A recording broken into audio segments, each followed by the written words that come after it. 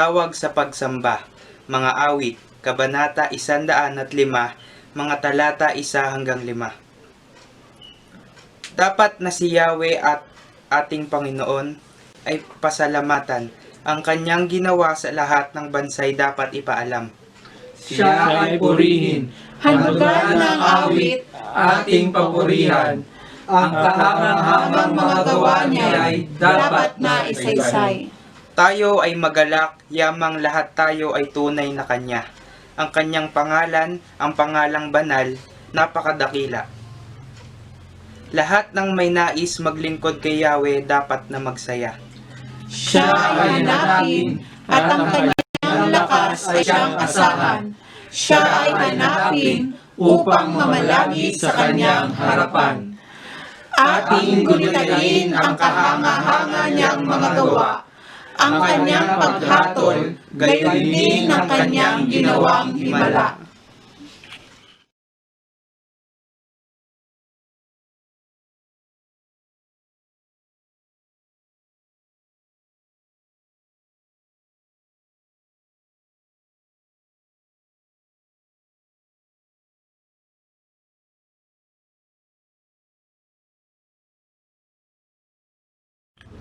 Tayo'y manalangin.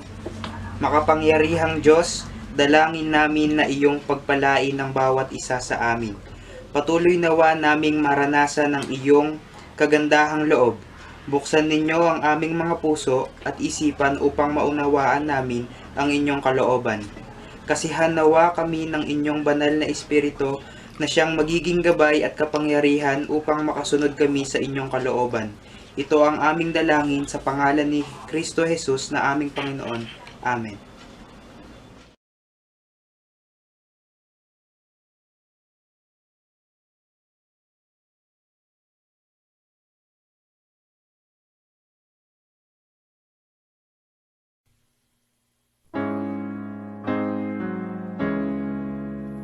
The God of Abraham praise, who reigns enthroned above, ancient of everlasting days, and God of love. Jehovah great I am, my earth and heaven confessed. I bow and bless the sacred name, forever blessed. The great I am has sworn, I on this oath depend, I shall on eagle wings upborne to heaven ascend.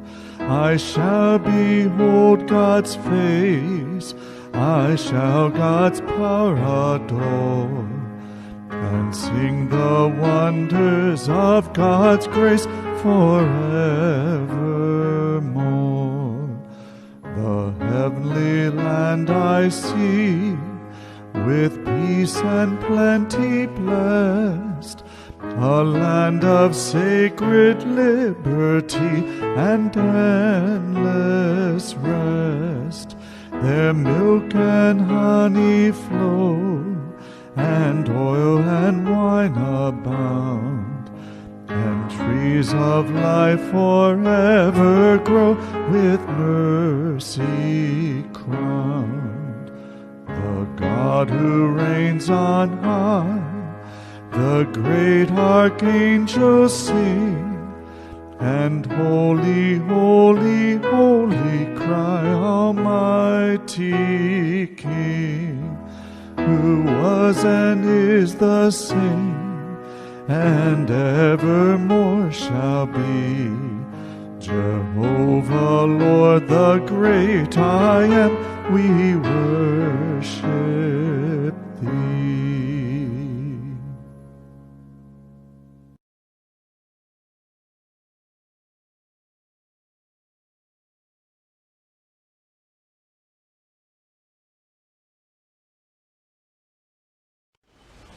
Pagbasa sa kasulatan, matatagpuan sa Roma.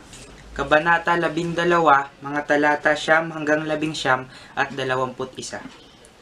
Maging tunay ang inyong pagmamahalan, Kasuklaman ninyo ang masama at pagkaibigin ang mabuti. Magmahalan kayo bilang tunay na magkakapatid at pahalagahan ninyo ang iba ng higit sa pagpapahalaga nila sa inyo.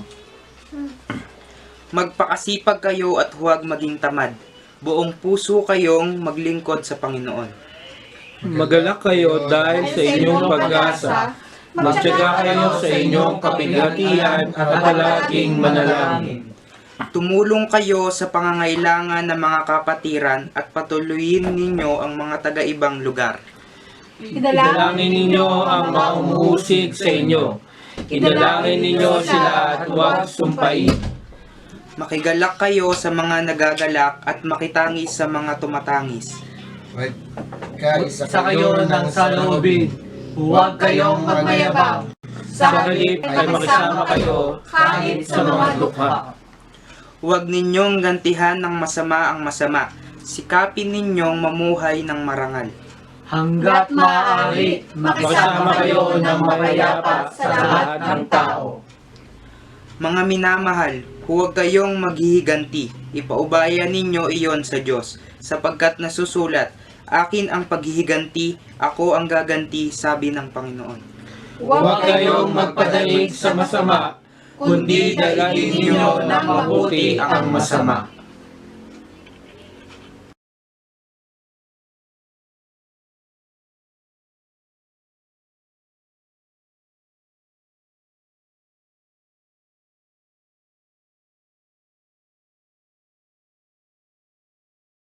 Hello po. Sinasabi po sa kantang to na yung parang binibigay po natin yung buhay natin sa Kanya. Na kahit ano pong mangyari, yung mga plano niya po sa atin, tatanggapin po natin ang buhay. At kahit ano man pong pagsubok na dumating ay makakayanan natin dahil nasa atin ang ating Holy Spirit.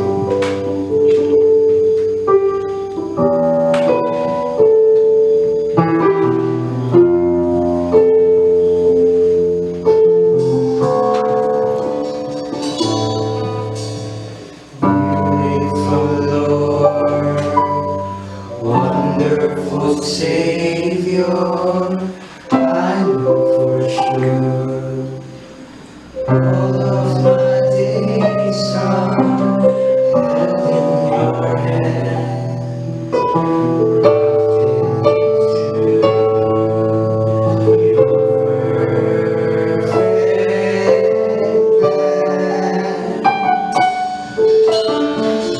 Gently call me into your presence, guiding me by your Holy Spirit. Teach me, dear Lord, to live out of my life through your eyes.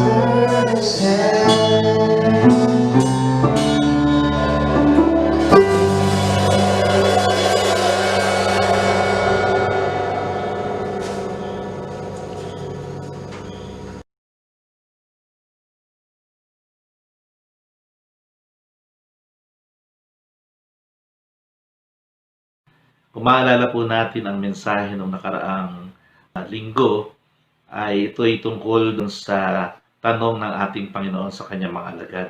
Kayo, sino naman ako para sa inyo?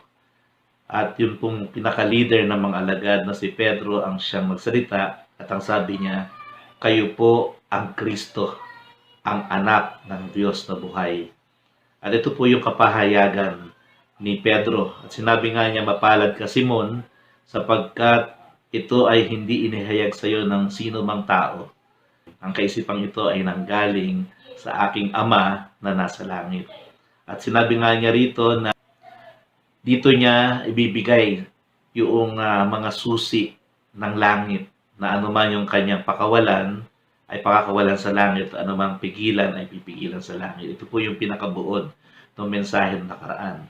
At ang binigyan ho natin ng diin ay isa roon sa mahalagang susi na yon para kung sino man ang papasukin ni Pedro sa langit ay makakapasok dahil doon sa kanyang hawak na susi ay makakapasok. At ito po ay tungkol doon sa pagpapatawad. Kaya nga sinasabi yung hindi ninyo patawarin ay hindi patatawarin at yung patawarin niyo ay patatawarin. Mahalaga dito mga kapatid na nakita natin na binabanggit dito si Pedro, pero ang Pedro ay yung lahat ng mga mananampalataya na nagpapahayag na si Jesus ang Kristo, ang anak ng Diyos na buhay. Nais ko po na tayo ay sumandaling yumuko, tayo manalangin. Dakila at makapangyarihang Diyos, pagyamanin po ninyo sa aming puso't isipan ang mensahe na nais ninyo na aming maunawaan. At patuloy po ninyo buksan ang aming mga puso, lalo na sa pagiging mga mananampalatayang Kristiyano at aming matiyak na kami nga ay tunay ninyong mga alagad. Sa pangalan ni Kristo Jesus, ito po ang aming dalangin. Amen. Nais ko pong basahin sa banal na kasulatan yung atin pong pagbubulay-bulayan dito po sa Ebanghelyo ni Mateo Kabanatang 16 mula talatang 21 hanggang 28. Mula noon ay ipinaalam na ni Jesus sa kanyang mga alagad ang mangyayari sa kanya. Sinabi niya, dapat akong magtungo sa Jerusalem at magdanas ng maraming hirap sa kamay ng mga pinuno ng bayan, mga punong pari at mga tagapagturo ng kautusan. Ako'y papatayin, ngunit sa ikatlong araw, ako'y muling mabubuhay. Dinala siya ni Pedro sa isang tabi at sinimulang pagalitan. Panginoon, huwag nawang itulot ng Diyos, kailan may hindi yan mangyayari sa inyo. Ngunit hinarap siya ni Jesus at sinabihan, umalis ka sa harapan ko, Satanas, hadlang ka sa aking landas. Ang iniisip mo ay hindi sa Diyos, kundi sa tao.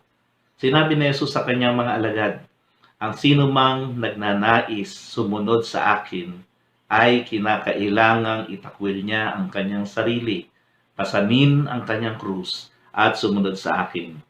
Ang naghahangad na magligtas ng kanyang buhay ay mawawalan ito. Ngunit ang mawalan ng kanyang buhay alang-alang sa akin ay magkakamit nito.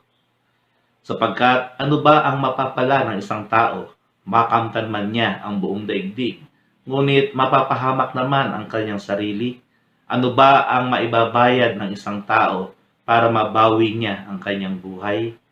Sapagkat darating ang anak ng tao na kasama ang kanyang mga anghel, at taglay ang dakilang kapangyarihan ng kanyang ama.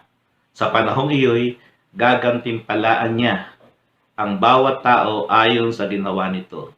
Tandaan ninyo, may ilan sa inyong naririto na hindi mamamatay hanggat hindi nila nakikita ang anak ng tao na dumarating bilang hari. Kung atin pong sisimulan nito, makikita ho natin na meron hong bahagi doon sa talatang 20, hindi po natin binasa ngayon, na inamin ng ating Panginoon na siya nga ang Kristo. Pero sinabihan niya yung kanyang mga alagad na huwag ipagsasabi ito. No? At kung titingnan ho natin yung dahilan kung bakit hindi mo na dapat ipagsabi ng mga alagad, ay maaring ito po yung dahilan sapagkat during that time, hindi pa ho nangyayari yung matapos ang siya maipako sa krus, siya'y namatay at sa ikatlong araw ay muling nabuhay. Dito po ay makikita ho natin na sinabi ng ating Panginoon sa verse 21, mula noon. Ano yung ibig sabihin ng mula noon? Mula noong ipahayag niya sa mga alagad na siya nga yung Kristo. So, confirm na ng ating Panginoong Jesus sa kanyang mga alagad na siya nga yung Kristo, yung Mesias. No? Yung iniintay ng mga Hudyo na the Anointed One. Pag sinabing the Anointed One, ibig sabihin, ang iniintay nila ay yung hari.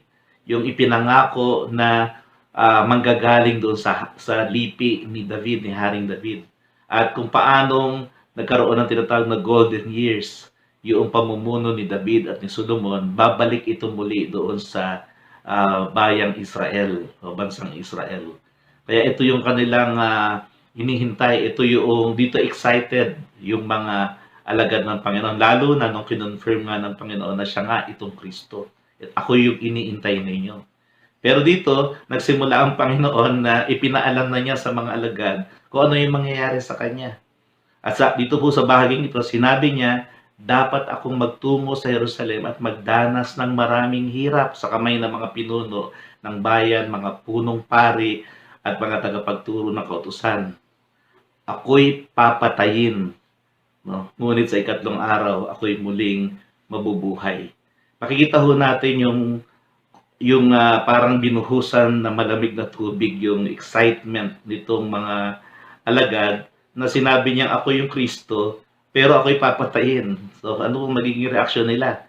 Kaya makikita ho natin dito yung naging reaksyon ng mga alagad sa pamamagitan ni Pedro. Pero ito, bago natin pag-usapan yung reaksyon ni Pedro, hindi naman sinabi ng Panginoon na ako ay papatayin. And then period. Sabi niya, ako'y papatayin, ngunit sa ikatlong araw, ako'y muling mabubuhay. Mukhang hindi yata masyadong naunawaan o during that time, hindi pa nauunawaan ng mga alagad yung sinasabing muling pagkabuhay. Sapagkat para ho sa mga Hudyo, yung muling pagkabuhay ay doon sa huling panahon, no? Na sabay-sabay mabubuhay ang mga mananampalataya, yung kanyang bayang Israel. No? Ito po yung kanilang pagkaunawa sa resurrection. Pero dito, hindi pa ito nauunawaan ng mga alagad. Kaya nga, ang reaksyon ni Pedro, sabi, dinala siya ni Pedro sa isang tabi at sinimulang pagalitan. Panginoon, wag nawang itulot ng Diyos. No? Dahil kinikilala namin kayo yung Kristo. Kayo yung Anointed One, kayo yung Hari. At kayo yung anak ng Diyos na buhay. Hindi mangyayari sa inyo to. No? Wag nawang itulot ng Diyos. No? Sabi niya, kailanman hindi yan mangyayari sa inyo. Pero dito makikita ho natin na matindi ho yung sinabi ng ating Panginoon kay Pedro. Sabi dito, ngunit hinarap siya ni Jesus at sinabihan, umalis ka sa harapan ko, Satanas. No? Biro mo, in-address niya yung isa sa mga alagad na si Satanas.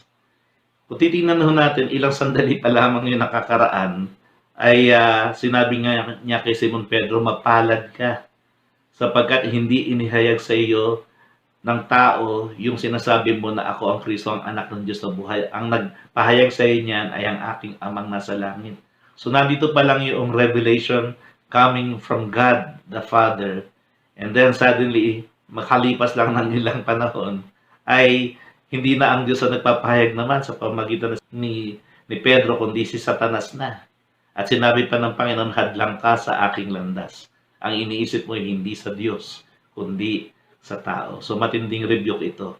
Kaya itong rebuke na ito kay Pedro, rebuke din sa lahat ng mga alagad na naroon sapagkat siya yung spokesperson. Siya yung sang-ayon sila sa sinasabi ni Pedro dahil iniisip nga nila na ito yung hari na ipinangako. Ito yung magliligtas sa amin sa imperyo ng Roma. No? At ito yung magbabalik ng magandang taon. Parang golden years ay babalik yung panahon ni David. Yun yung kanilang expectation. At yun ang kanilang pagkaunawa tungkol sa pagdating ng Mesias. At hindi pa nila nauunawaan yung tinatawag na suffering Messiah o suffering servant na ang dahilan mamamatay ang ating Panginoon para magkaroon nga ng katuparan yung pagliligtas hindi lamang sa Israel kundi sa buong mundo. No? At ito'y kaligtasan mula sa kasalanan at tiyak na kamatayan, kapahamakan ng walang hanggan. At muling maibalik yung buhay na walang hanggan. Hindi pa ho lubos na nauunawaan ng panahon na yon ng mga alagad.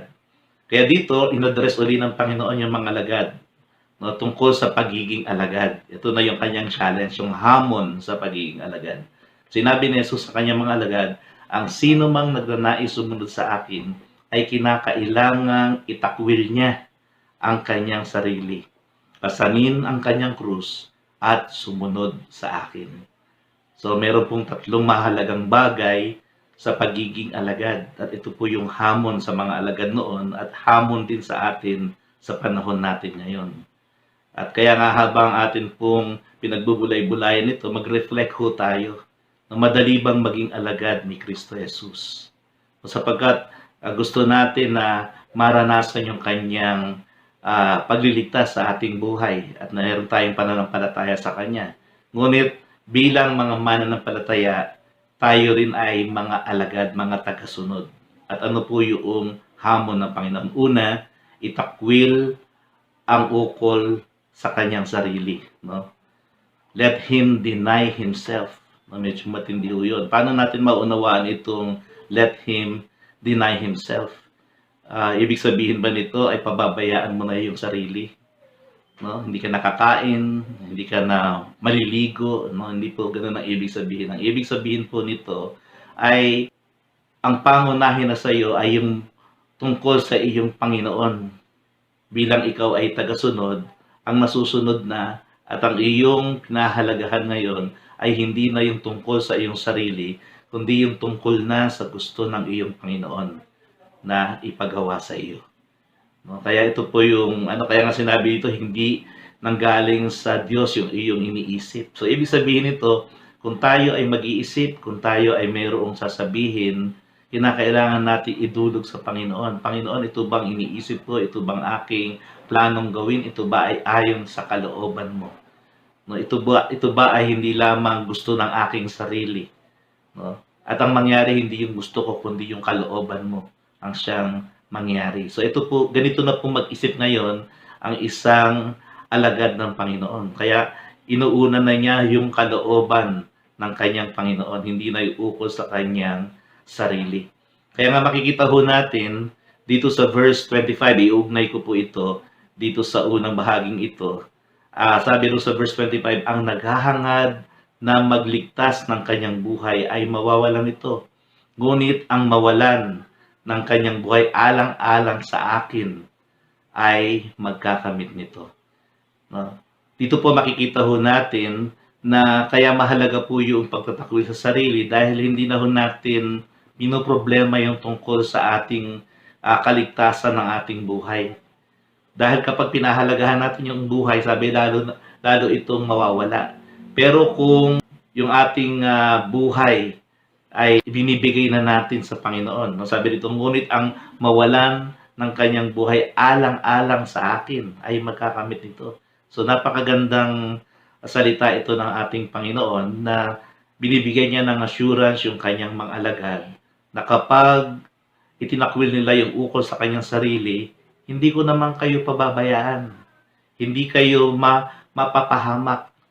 Mapipreserve lalo yung inyong buhay kapag kayo ay nagtakwil ng inyong buhay para sa akin, sapagkat lalo nyo makakamit ito. So yun po yung sinasabi doon sa unang bahagi.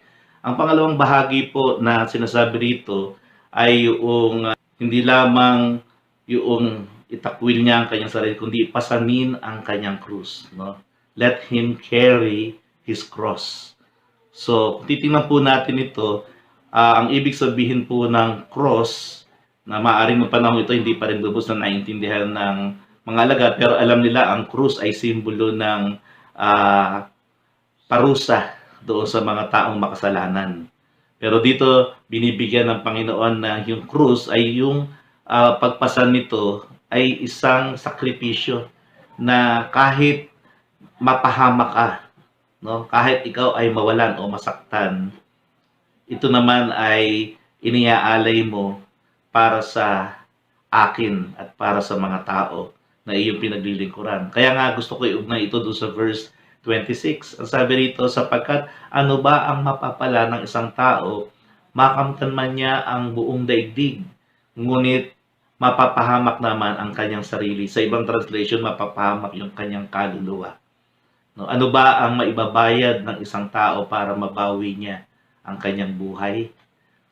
Ito pong tanong na ito ng Panginoon ay tinuturuan niya yung mga alagad na mag-isip ng tama. Bakit? Sapagkat ang nasa isip nila na dahil nga ikaw ang hari, kapag ikaw ay hari na, so ibig sabihin kami mga tagasunod mo ay makakaranas na rin ng kaginhawahan sa buhay, kasaganahan, at yung kapayapaan na dadali ng iyong pamumuno bilang hari ay aming tatanggapin. Kaya nga maalala ninyo, nag-aaway-away nga yung mga alagad eh. No? Merong isang ina, lumapit at yung kanyang dalawang anak ng mga alagad ng ating Panginoon, si James at John, ay sinabi niya, kapag kayo na po ang hari, yung aking pong anak ay ilagay ninyo sa isa, yung isa sa kaliwa, yung isa sa kanan. No? At dito po ay nag-aaway-away yung mga alagad doon sa posisyon na ano yung posisyon na meron sila kapag si Jesus na ang nagahari. At ito po yung, kaya nga sabi niya, kung gusto niyo maging mga tagasunod ko, dapat maging tagapaglingkod kayo. Kaya dito pinapakita ng Panginoon yung servanthood, no? Hindi yung pagiging leader. Ang pagiging leader ay kapag ikaw ay natutong maglingkod. Kaya dito, sabi nga niya, kahit ako ay, anong mapapala ninyo kahit ako ay isang hari na at ako'y nagahari na sa buong mundo. Kung ang inyong puso naman, ang inyong kaisipan ay para sa sarili lang at hindi talaga natutupad yung kalooban ng aking Ama. No? Ang sabi dito, mapapahamak naman yung inyong sarili dahil diyan sa mga kayamanan, karangyaan, no, katanyagan na ibibigay sa inyo kapag kayo ay tinakamtanan ninyo ang mga kayamanan sa mundong ito. No? Kaya sabi nga niya, ano ba ang maibabayad ng isang tao para mabawi niya ang kanyang buhay? So, wala. So, ibig sabihin nga, kaya nga maalala natin na mayroong isang lalaking mayaman na lumapit sa ating Panginoon at nagtanong siya, Panginoon, anong dapat kong gawin upang ako ay maligtas? Ibig sabihin, para magkaroon ng buhay na walang hanggan. Ang sabi ng ating Panginoon, sundin mo ang kautusan. Ang sagot ng lalaki, sabol pa sa aking pagkabata ay sinusunod ko na po ito. Pero ang sabi ng Panginoon, meron pang isang kulang sa iyo. Sabi niya, ibenta mo yung iyong ari-arian at ang mapagbilhan ay ibahagi mo sa mga nangangailangan, sa mga dukha. No? At itong lalaking ito ay lubos na nalungkot sapagkat siya ay napakayaman. No? Kaya kung titingnan po natin dito, kahit lahat ay nasa kanya na, kung walang sakripisyo, no, nawala ho yung element of sacrifice. Ibig sabihin, no, kaya ka nagsasakripisyo dahil meron kang buhay na pag-ibig sa puso. At ano man yung meron ka na pagpapala ng Panginoon ay pwede mong ibahagi sa iba. No, kaya ito po yung napakahalagang elemento rito sa pagiging alagad.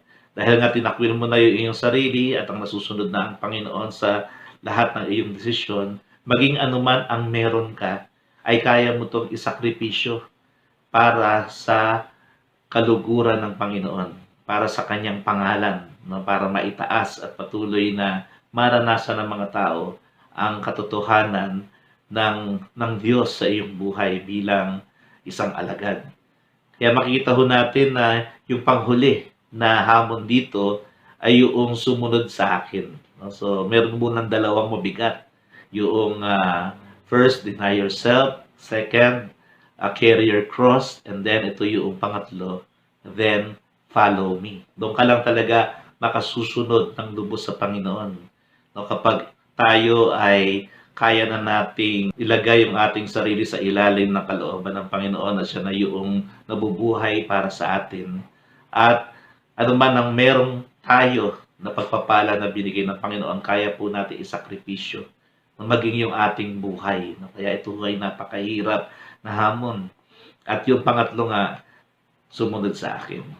Na wala nang hadlang para ang isang tao ay sumunod sa Panginoon. Kaya nga dun sa verse 27, merong magandang assurance na binabanggit dito sa mga salitang ito. Sabi, sapagkat darating ang anak ng tao na kasama ang kanyang mga anghel at taglay ang dakilang kapangyarihan ng kanyang ama. Sa panahong iyo'y gagantimpalaan niya ang bawat tao ayon sa ginawa nito. So, dito po makikita ho natin na ito na yung sinasabi ng Panginoon na pag siya na yung naghahari, no, darating yung panahon, no, sapagkat sabi darating ang anak ng tao na kasama yung kanyang mga anghel. So, ito na po yung kanyang kaharian. At taglay na yung dakilang kapangyarihan ng kanyang ama. At sabi sa panahong ito, gagantimpalaan niya ang bawat tao ayon sa ginawa nito. So, kaya nga bilang mga alagad ng Panginoon, yung hamon sa atin na talagang ipailalim natin yung ating sarili sa kalooban ng Diyos. Yung matuto tayo magsakripisyo, huwag tayong matakot na ialay natin yung kung anong meron tayo, maging yung ating buhay. No?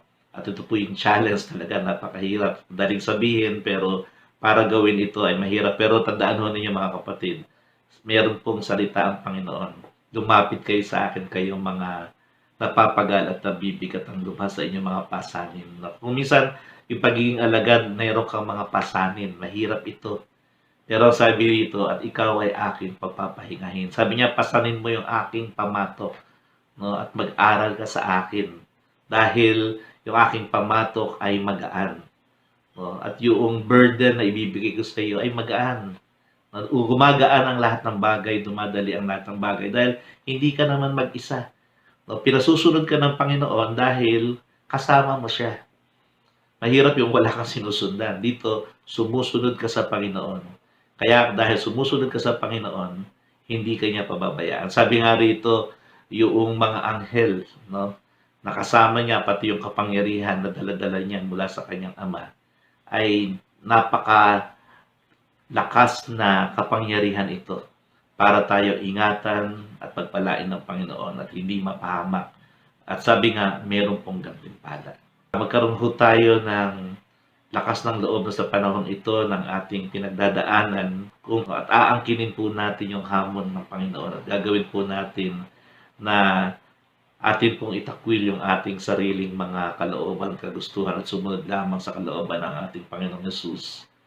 At pangalawa, handa tayo magsakripisyo. At pangatlo, talagang tayo susunod ng buong buo. Meron din ng tatlong bagay na kasama yon. Ano po yun? Verse 25, doon ay sinabi, meron tayong buhay na walang hanggan. Verse 26, ang sabi rito, kaligtasan. At sa verse 27, ang sinasabi naman, gantimpala. So gusto ba nating maranasan yung buhay, kaligtasan, at gantimpala? Maging totoong alagad po tayo. Angkinin po natin yung hamon ng Panginoon na ito ay tunay na magkaroon ng kaganapan sa ating mga buhay. Sa pangalan ng Ama at ng Anak at ng Banal na Espiritu. Amen.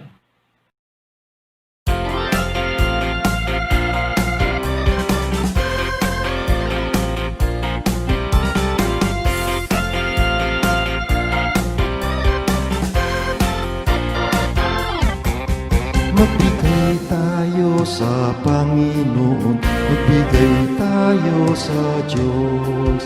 Kabuhayan mo'y ibabangon, pangako ng Panginoon. Magbigay tayo sa Panginoon, magbigay tayo sa Diyos. Kabuhayan mo'y ibabangon, pangako ng Panginoon. Huwag gayain ang ating Diyos, ikapu mo ay ibuhos. Durungawan ng langit ay mabubuksan, pagpapala ay makakamtan.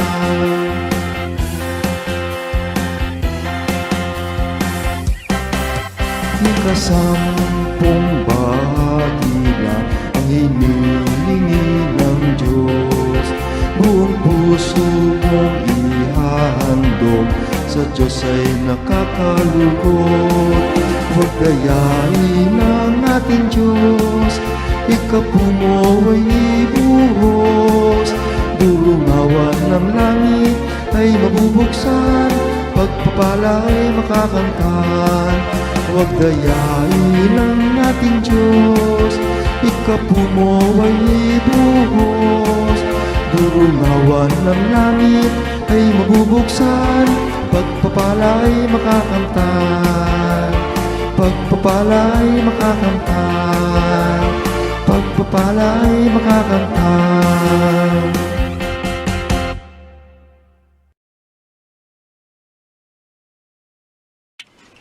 Ipanalangin po natin ang mga handog. Aming Panginoon, maraming salamat sa lahat ng mga pagpapala na aming tinatanggap. Paging dapatin nawa ninyo yung aming mga kaloob na handog at ikapo. Basbasan po ninyo ang mga ito para magamit sa gawain ng inyong iglesia. Ito po ang aming dalangin sa makapangyarihang pangalan ni Kristo Jesus. Amen.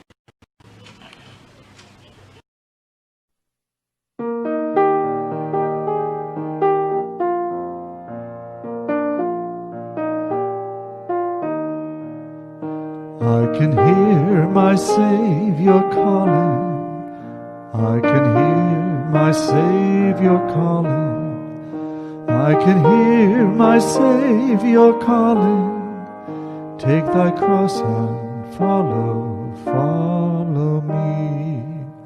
Where he leads me, I will follow. Where he leads me, I will follow. Where he leads me, I will follow. I'll go with him all the way. I'll go with him through the garden. I'll go with him through the garden. I'll go with him through the garden. I'll go with him all the way. Where he leads me, I will follow. Where he leads me, I will follow. Where he leads me, I will follow. I'll go with him all the way. I'll go with him through the judgment. I'll go with him through the judgment. I'll go with him through the judgment. I'll go with him all the way. Where he leads me, I will follow. Where he leads me, I will follow. Where he leads me, I will follow. I'll go with him all the way. He will give me grace and glory. He will give me grace and glory. He will give me grace and glory, and go with me all the way. Where he leads me, I will follow. Where he leads me, I will follow. Where he leads me, I will follow. I'll go with him all the way.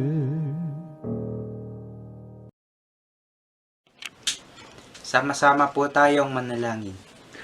Dakilang Diyos, salamat po sa mensahe na humahamon sa aming pagiging mga alagad ninyo. Patuloy nawa kayong mangusap sa aming mga espiritu upang maipahayag ang inyong kalooban. Nawa itama po ninyo ang aming pananaw sa misyon at ministeryo na nais po ninyo na aming ipaglingkod. Gamitin po ninyo kaming mga instrumento at buhay na patotoo na nagtataas ng inyong katapatan at katagangan. Sa pangalan ni Kristo Jesus na aming Panginoon at sa paggabay ng inyong banal na Espiritu, ito po ang aming dalangin. Amen.